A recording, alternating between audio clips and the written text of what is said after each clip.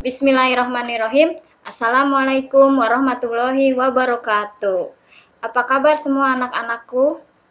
Semoga kalian selalu diberikan kesehatan oleh Allah Subhanahu wa Ta'ala dan kita selalu tetap sehat. Salam sehat. Anak-anakku, pada pagi hari ini kita akan membahas tentang teks imajinatif, yaitu bab kedua.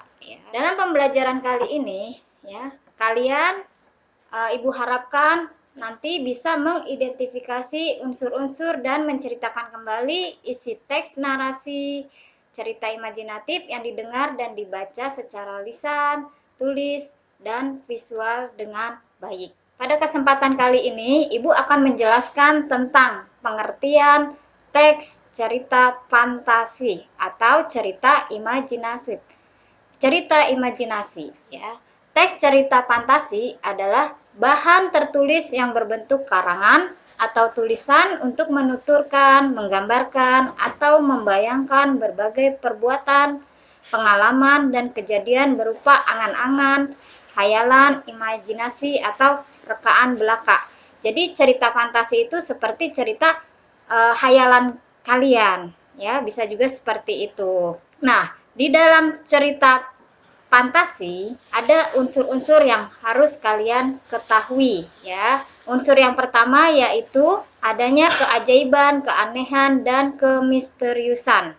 Nah, dalam cerita tersebut mengungkapkan tentang supranatural, kemisteriusan, dan kegaiban yang tidak ditemui dalam dunia nyata. Yang kedua yaitu ide cerita. Ide cerita terbuka terhadap daya hayal penulis, tidak dibatasi oleh realitas atau kehidupan nyata. Nah, ide juga berupa irisan dunia nyata dan dunia hayal yang diciptakan pengarang. Ide cerita terkadang bersifat sederhana, tapi mampu menitipkan pesan yang menarik. Tema cerita fantasi adalah gaib, supernatural, atau futuristik, Nah, jadi ceritanya kadang-kadang tidak nyata gitu. Yang ketiga yaitu menggunakan berbagai latar. Nah, peristiwa yang dialami tokoh terjadi pada dua latar, yaitu latar yang masih ada dalam kehidupan sehari-hari dan latar yang tidak ada pada kehidupan sehari-hari.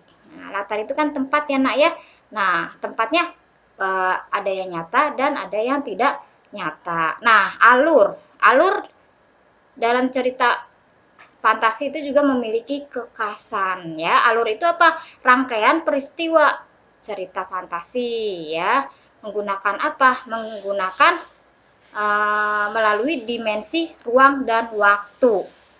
Nah, jalinan peristiwa pada cerita fantasi berpindah-pindah dari berbagai latar yang melintasi ruang dan waktu. 4. Tokoh unik memiliki kesaktian. Dalam cerita fantasi bisa diberi watak dan ciri yang unik yang tidak ada dalam kehidupan sehari-hari. Tokoh memiliki kesaktian-kesaktian tertentu, Tokoh mengalami peristiwa misterius yang tidak terjadi pada kehidupan sehari-hari. Tokoh mengalami kejadian dalam berbagai latar waktu. Tokoh dapat ada pada waktu dan tempat yang berbeda zaman. Bisa waktunya masa lalu, masa lampau, atau masa yang akan datang. Itu dia Yang kelima bersifat fiksi. Nah, dalam cerita fantasi itu bersifat fiktif, bukan kejadian nyata.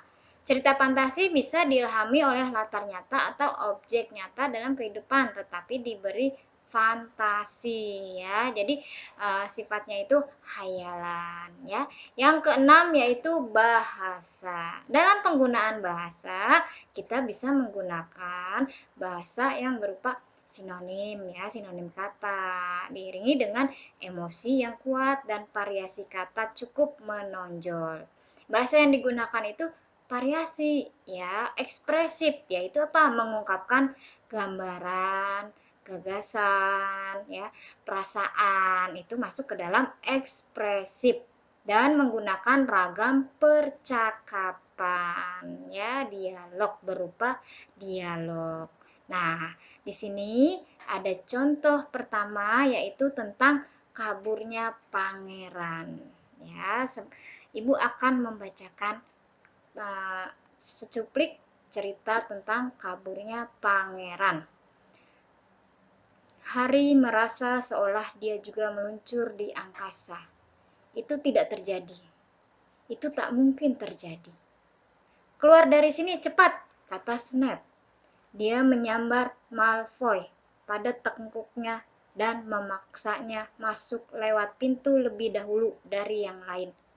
Grebek dan si kakak beradik gemuk pendek mengikuti. Dua yang disebut belakangan ini terengah-engah bersemangat. Selagi mereka menghilang lewat pintu, Harry menyadari dia bisa bergerak lagi. Yang sekarang menahannya tetap lumpuh bersandar ke dinding bukannya sihir, melainkan kengerian dan shock. Dia menyingkirkan jubah gaibnya ketika si pelahap maut berwajah brutal yang terakhir meninggalkan puncak menara, sedang menghilang lewat pintu. Petrificus totalus. Petricipus totalus. Si pelahap maut melengkung ke depan seolah punggungnya terhantam sesuatu yang keras dan roboh ke bawah kaku seperti patung lilin. Nah, di sini kan berupa apa? Bisa berupa kegaiban, kemisteriusan. Nah, di dalam cerita ini ada misteri yang harus diungkapkan. Nah, diungkapkan oleh siapa? Ya, diungkapkan oleh Snape, Malfoy, dan tokoh-tokoh lainnya. Ya, itu contoh yang pertama. Contoh yang kedua yaitu Elisa beserta 3 butir jagung emas. Nah, contoh yang kedua ini juga cerita fiktif, cerita fiksi. Ya, Ibu bacakan dulu. Di dalam sebuah gubuk yang tua, terdapat seorang gadis yang bernama Elisa beserta ibu dan adiknya tinggal di dalamnya. Ayah Lisa sudah meninggal sehingga ibunya lah yang menjadi tulang punggung keluarga. Elisa juga tidak sekolah lagi dan membantu ibunya sebagai pekerja di tetangganya yang mempunyai rumah besar. Namun, pada suatu hari, pada saat ia hendak berangkat bekerja, Elisa melihat seorang kakek tua. Kakek tua tersebut terlihat sangat kelelahan dan sudah tersungkur di jalan, sehingga kakek tersebut meminta bantuan kepada Elisa. Setelah itu, Elisa pun mengobati luka yang ada di tubuh kakek sembari berbincang. Kakek tersebut menanyakan mengenai hidup Elisa. Sehingga Elisa pun menceritakan semua apa yang terjadi pada hidupnya.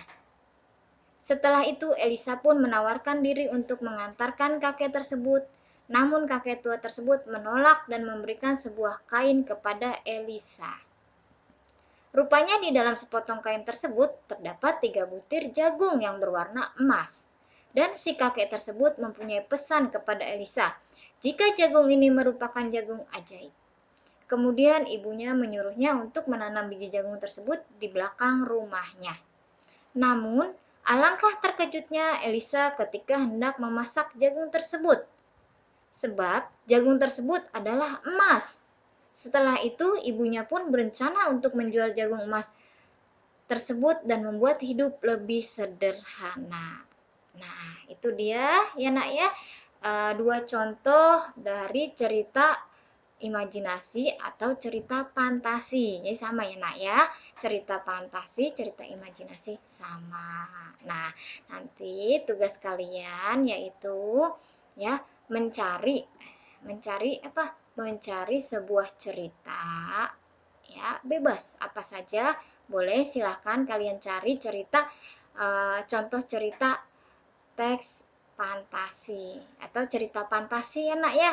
Nah, setelah kamu menemukan cerita fantasi misalnya seperti Cinderella, Timun Emas, kan gitu ya.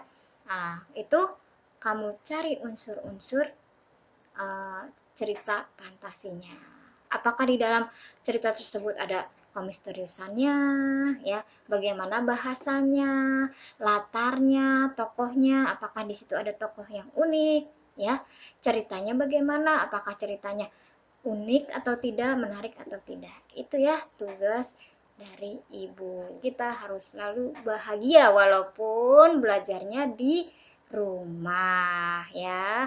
Lain kali kita bisa bertemu kembali di lain waktu. Mohon maaf apabila dalam tutur kata ibu ada yang kurang berkenan. Terima kasih anak-anakku sekalian. Selamat pagi. Wassalamualaikum warahmatullahi wabarakatuh.